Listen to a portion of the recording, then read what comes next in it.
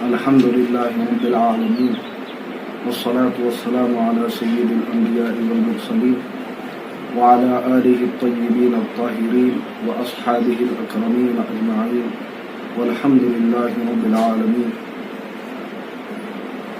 معزز سامعین و ناظرین،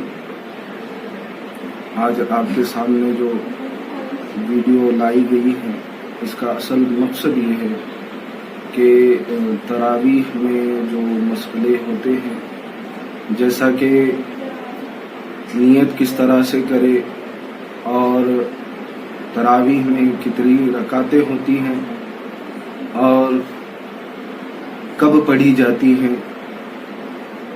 اور نماز میں کون سے سورے پڑھیں، تو یہ تمام جانکاری آپ کے سامنے دی جائے گی. کو دیکھیں تو آپ کو پوری معلومات ہو جائے گی.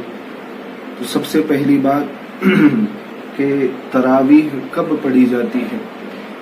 تو تراویح عشاء کی فرض نماز کے بعد سنت اور نفل کی جو دو رکعتیں ہیں، وہ دو رکعت ہو جانے کے بعد تراویح کی نماز پڑھی جاتی ہے. اور تراویح کتنی پڑھنی چاہیے، اس کی کتنی رکعتیں ہیں. تو تراویح کی 20 رکعت ہیں، دو کر کے 20 رکعت ادا کرنے چاہیے.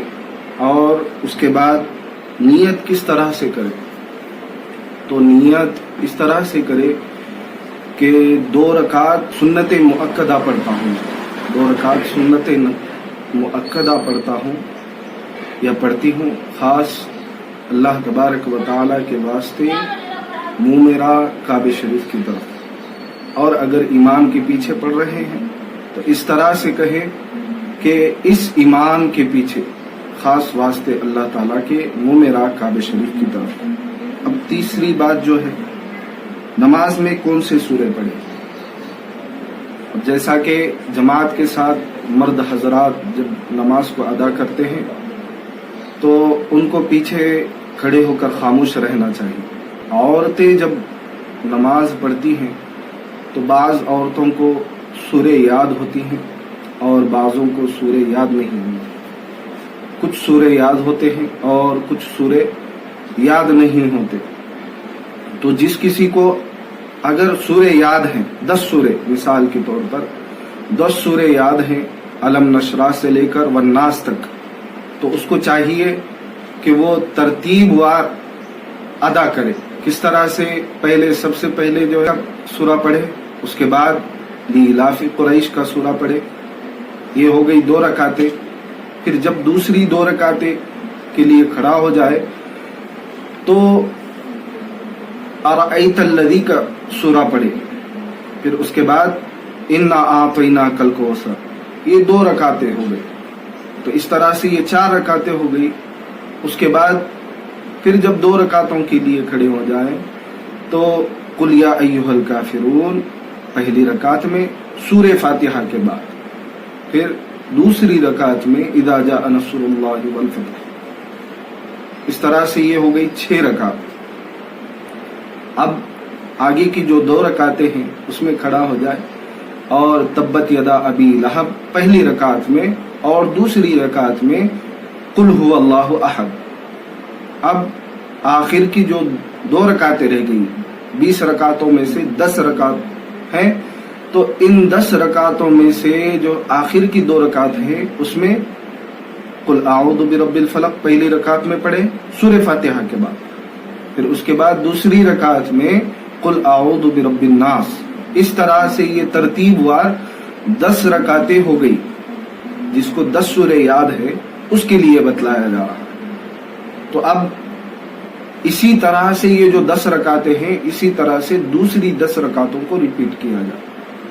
تو اس طرح سے اگر پڑھیں گے تو 20 رکعت ادا ہو جائیں گے.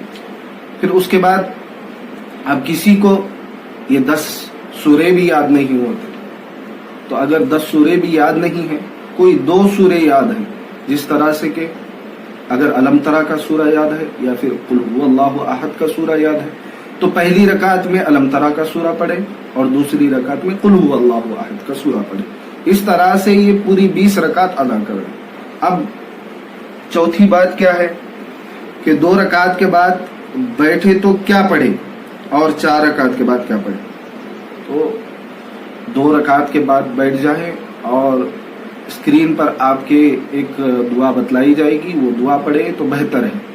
اور اس کے بعد 4 رکعت کے بعد کیا پڑھنا چاہیے، تو 4 رکعت کے بعد جس کو پڑھنا آتا ہے تو وہ اس دعا کو پڑھ لے، اور اگر کسی کو پڑھنا نہیں آتا تو وہ خاموش بیٹھ جائے، اتنی دیر تک بیٹھے کہ اتنی دیر تک 4 رکعت ادا ہو جائے، اس طرح سے بیٹھ جائے.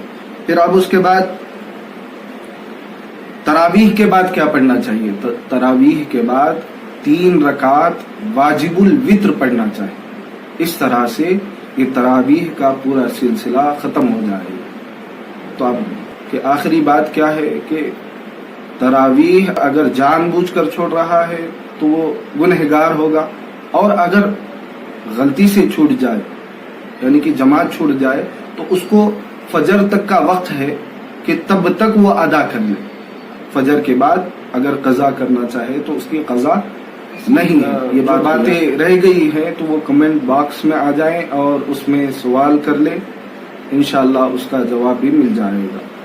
اور ان دنوں میں یعنی کہ رمضان کریم میں زیادہ سے زیادہ قرآن کریم کی تلاوت کیا کرے اور رکھے. اللہ سے دعا ہے اللہ تبارک و تعالی ہم تمام کو رمضان کریم کی برکتیں لوٹنے والا بنائے اور تراویح کو اچھے انداز سے پڑھنے کی توفیق عطا فرمائے.